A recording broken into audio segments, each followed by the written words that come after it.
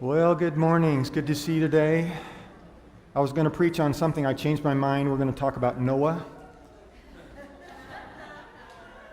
Just kidding. In a couple of weeks, I want to point this out to you in case you're gone on the holiday weekend next weekend. Some people do, some people don't go away. In 2 weeks, so the weekend of September 10th, that's 2 weeks from today, we're starting a brand new series. At 9:30 is that How to Make Children Mine Without Losing Yours series at 9:30 right in here. And then all of the sermons during that 6-week period will tie into that as well. So we're going to be talking about parenting. And again, those of you that are outside of the parenting, arena, you're empty nesters like Cheryl and myself, or you're single, or you're married with no children, we really want you as part of the conversation. Here's what Bill Hybels says about leadership. Bill Hybels says, when a leader gets better, everybody wins. Here's what I believe about kids. When kids are loved, everybody wins. The world's a better place when kids are cared for, when we want the best for them. So whether they're your kids or somebody else's kids, you have contact with kids, probably, unless you live in a hole someplace. And so we want to help make the world better, not just through your kids, if you're in that parent-raising season right now, but all of us together. So in 2 weeks, we're starting that series, Making Children Mine Without Losing Yours, and that first Sunday, September 10th, we're going to kick off the day, end the day with a potluck lunch. We don't often do that. We're going to try it and see if that... Here's what we hope that will do. That will give you an opportunity to speak to a friend between now and 2 weeks from now and say, hey, will you come to Crossroads Church with me? We're going to talk about parenting. I think it's a really important topic, and I'll buy your lunch. It's at the church. How's that? That's the whole purpose, to try to give you one more handle, one more opportunity to hook somebody in and say, I think this is good. I think this will bring hope. This will bring what our world needs. You think the world needs something today? I think the world needs a bunch of things, and I think what we need is some kids that are loved and cared for. And so we're going to be talking about that in the next several weeks. So today's topic is quite different. Let me lay some stats on you. These are from Dave Ramsey. And you know that the divorce rate in America has been hovering around 50% for about a generation or so. A little higher, a little lower, but right about 50% or so. Now, here's what you may not know.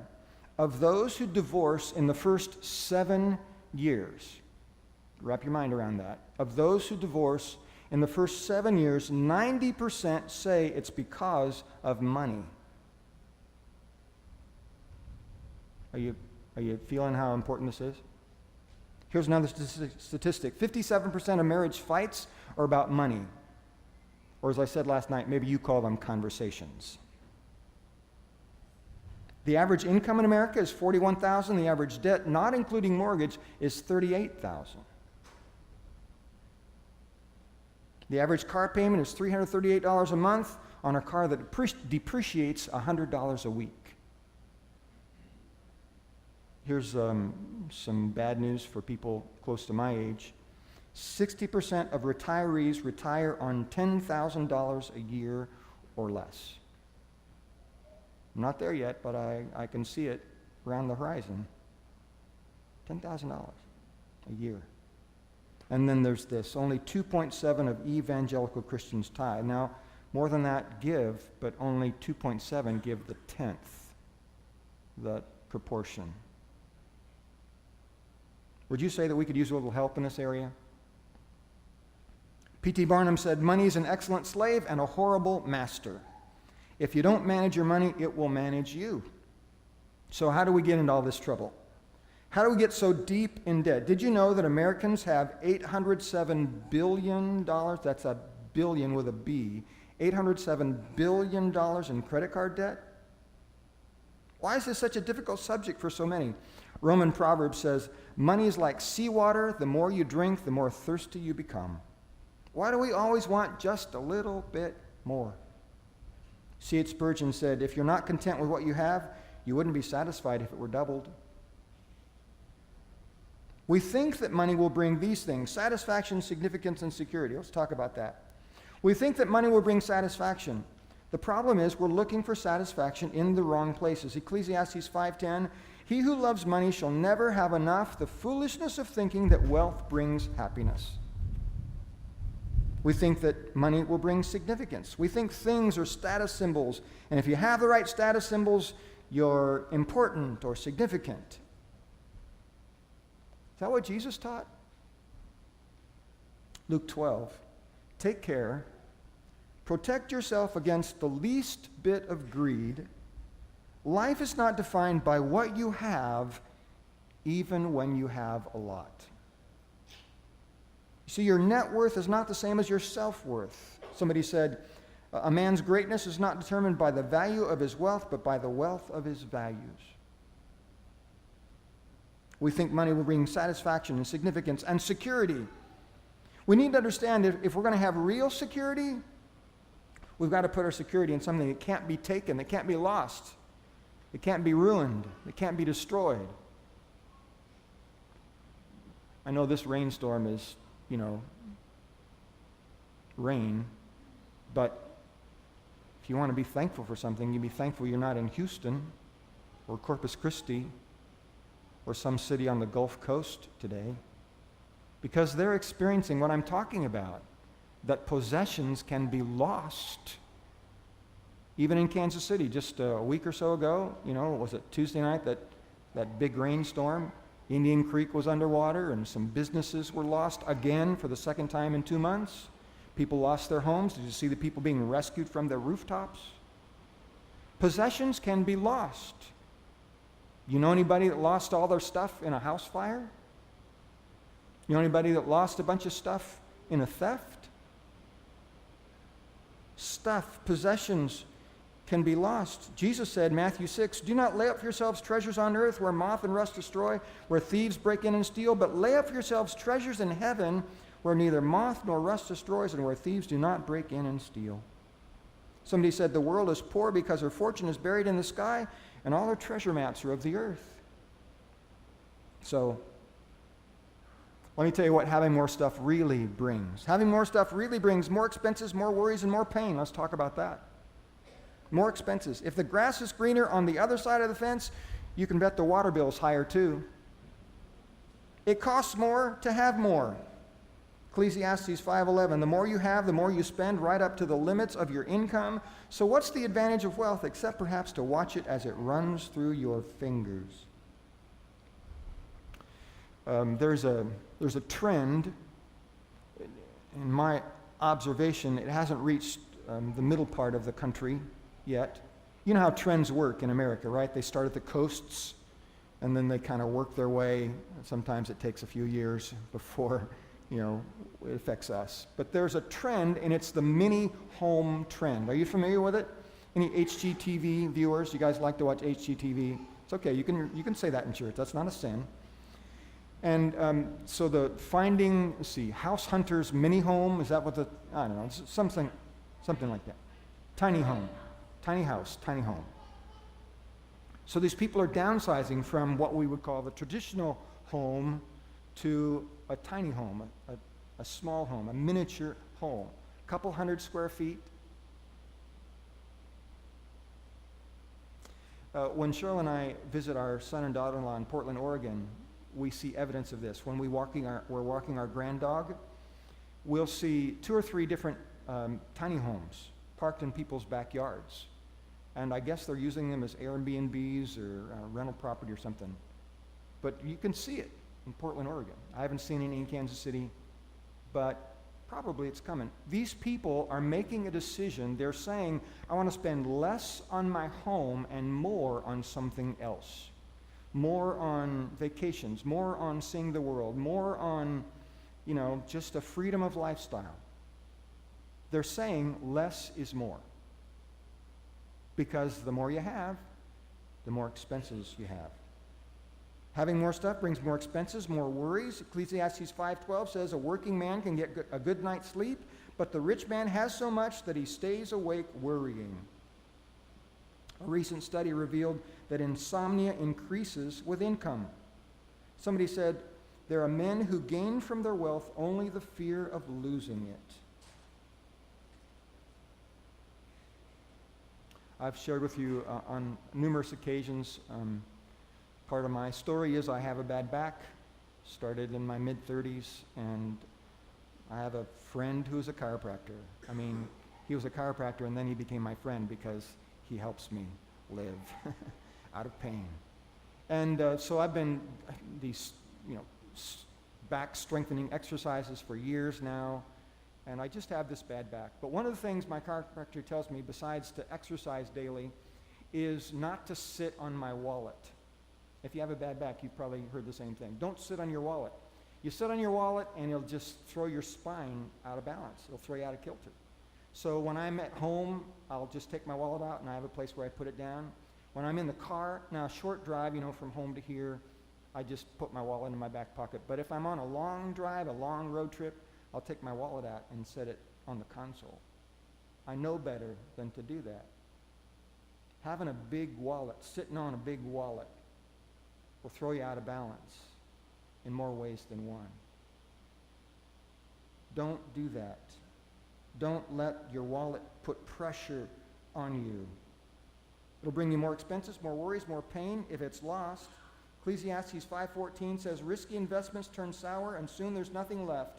It's all swept away. The rest of his life, he's under a cloud, gloomy, discouraged, frustrated, and angry. I haven't told this story lately, so if you're new to Crossroads, this might be a new story. If you've been around here a long time, you've heard this story before. But when Cheryl and I were still, I think, newlyweds, we'd been married about 3 years. I was attending Nazarene Seminary here in Kansas City. We were living in Independence, Missouri. And after a year, we moved to Pomona, California, where I was going to be the youth pastor in my home church. So we loaded up our stuff in a moving truck, and we drove hard all day, all night that first day, and stopped in Albuquerque, New Mexico, and got a motel for the night, and woke up the next morning, and our moving truck was gone, stolen. Now, the good news about that story is that we were just been married 3 years, and most of our stuff wasn't very good. So what they got was, hand-me-down, used stuff.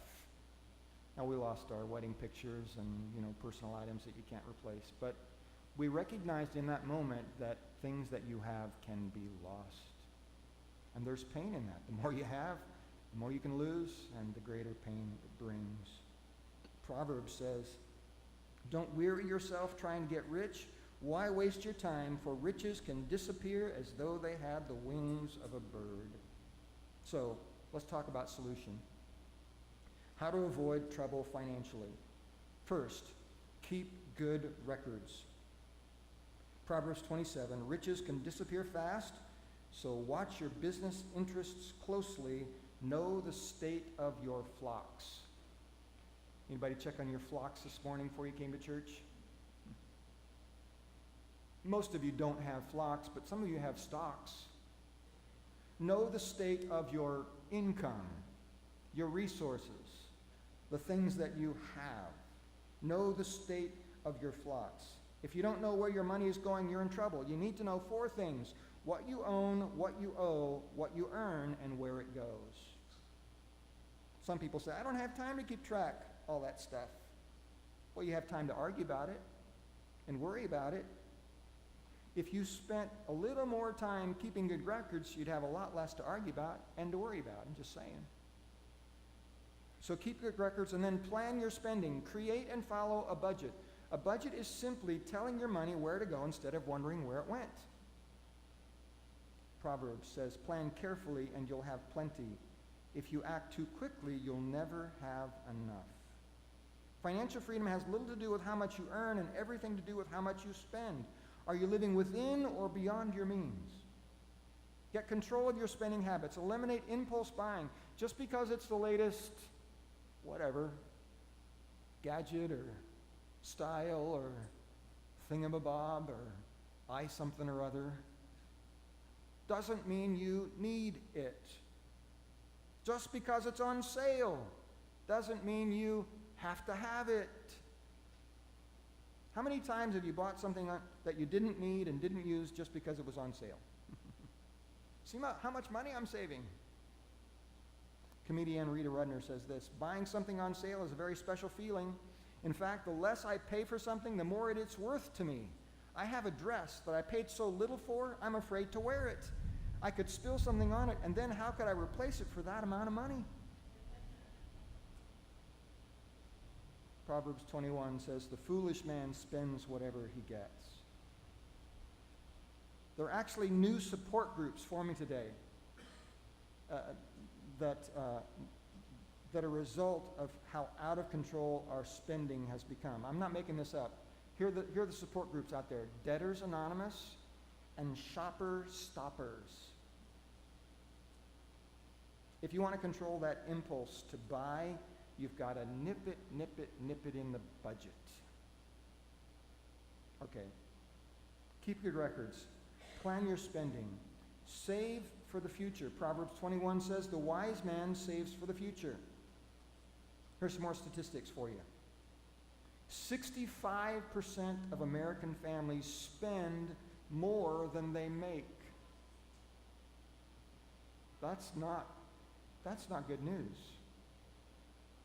65% of Americans spend more than they make. Do you know the little expression, first thing you need to do if you're in a hole is stop digging? We're just killing it. The average American, listen to this, puts $1,300 on credit for every $1,000 they earn. That's not good news. And we're also not very good at saving money. Listen to these statistics. Americans save less than 5% of their income compared to Europeans who save 18% and our Japanese brothers and sisters that save 25%. Save for the future. Baby boomers are going to be retiring in record numbers in the next few years. Most of them are going to be broke. Did you ever wonder why you see more and more senior citizens in the workforce? Because most of them have failed to plan adequately for their retirement.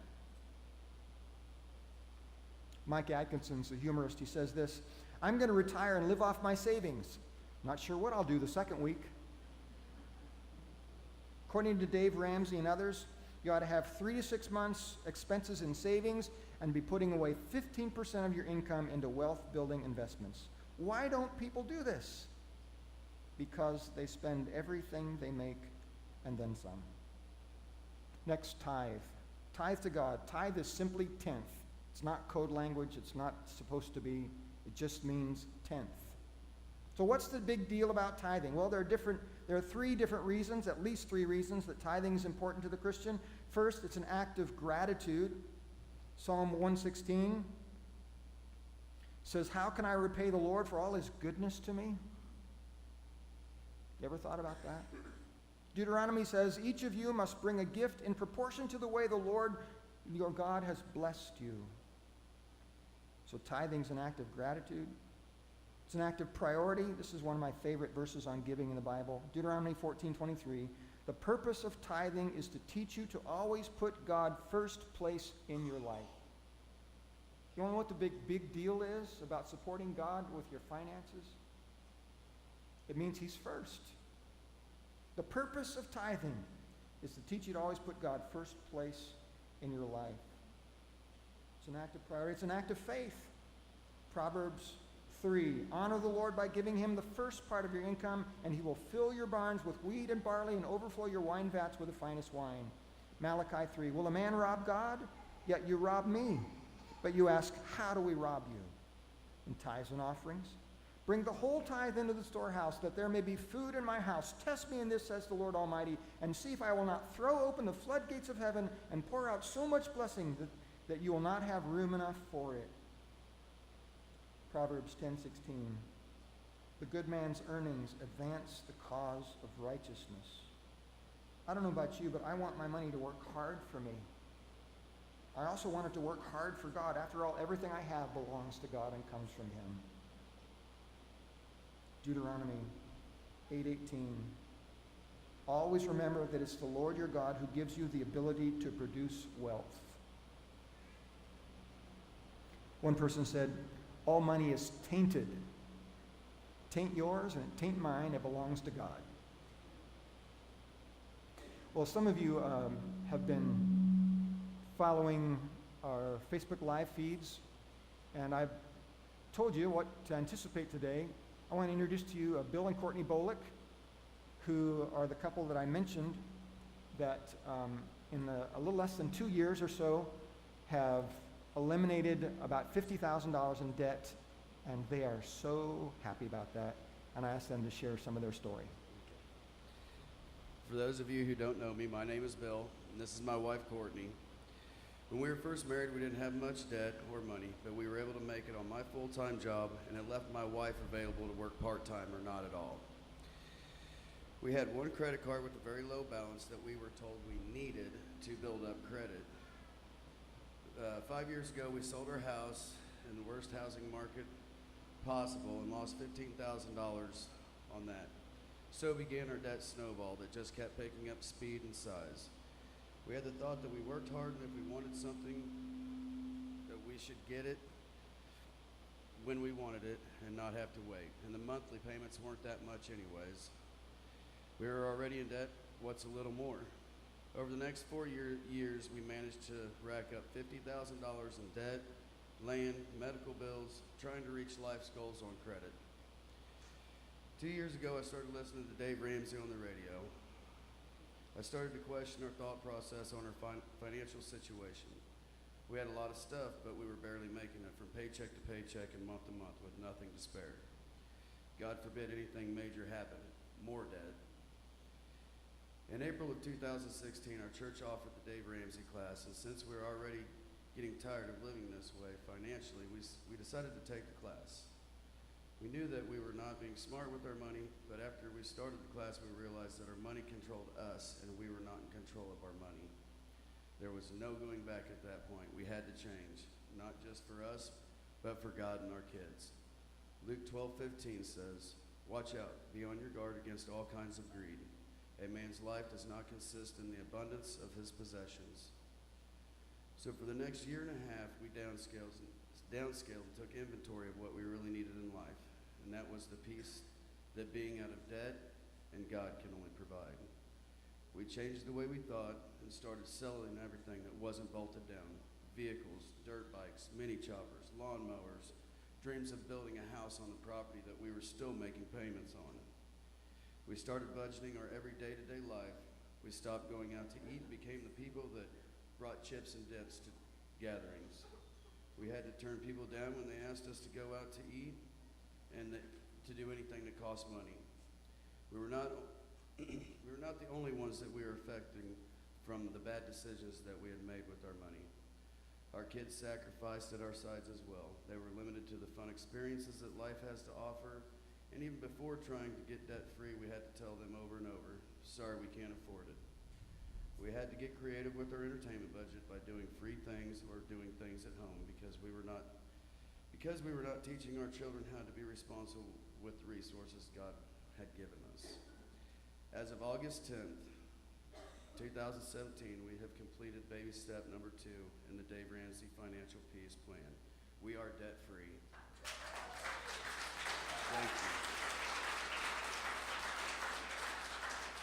Through all of this, we have learned to be content with what we have and that possessions, debt, are not what makes us happy. We are now teaching our kids what God commands us to do with the provisions that He gives to us. I'm not saying that we don't have dreams of a nice car or a new house. We are just on God's time frame, not ours, and Dave Ramsey's budget to keep us from going back into debt. Now we can leave a legacy to our kids and not our practice of living out of our means and on credit. If this sounds like your life story, living week to week, and you don't even know how to get off the roller coaster ride of debt, I would strongly suggest that you pray about it and consider taking the class if ever you have the opportunity to.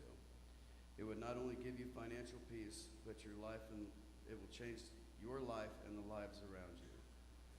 We are now experiencing the peace of being out of debt and knowing that we are now making God happy with the decisions we are making in the future with our finances. Thank you. Thank you.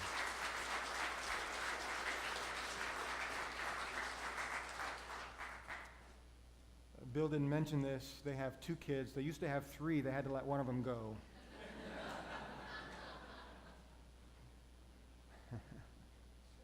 It's a great story, isn't it? talking about this, putting emails out there. I don't know that I've experienced this much enthusiasm about this topic in this place until recently. I got another email this week saying, hey, we're there too. We've eliminated $50-some thousand in debt, and if you ever need another story, we're there. It can be done. We don't have to drink the Kool-Aid. We don't have to swallow the wrong pill. We can actually live the way God intended for us to. Let me finish up.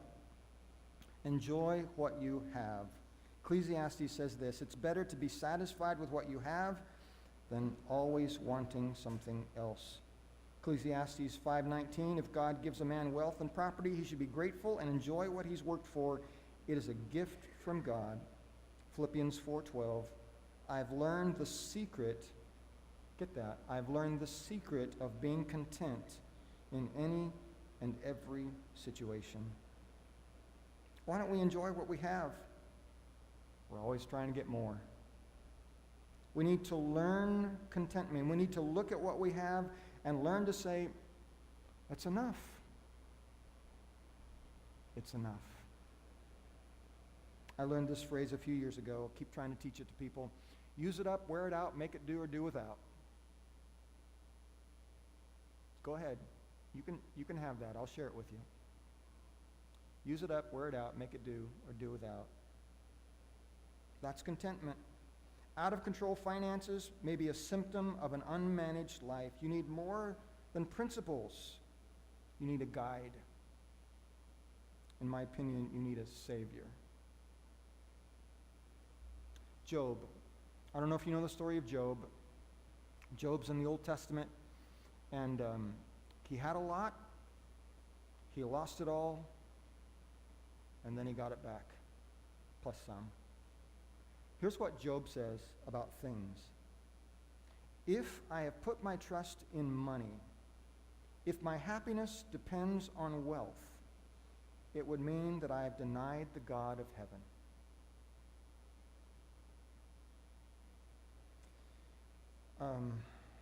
Hadn't planned to say this, but just feel like I should. We don't have Financial Peace University planned on the church calendar. Maybe I should have thought differently about that and just planned for this testimony and for that just to be an immediate, we're going to offer it. But I know that some of you are interested. You've already told me. You're kind of waiting for the next class. Sometimes that class is more effective if there are a larger number of people. You can learn from each other as well as from Dave Ramsey. That's kind of the principle. So if you're interested in Financial Peace University, the class that the Bullocks talked about, just write us a note on the blue card today when we receive the offering just a little bit. And let me also share this with you. This was an email I received this week from Jason. I'm not going to try his last name because I think I'm going to butcher it. But Jason, just kind of lift your hand. I think we got a picture on the screen. Yeah, there's Jason. Jason's over there.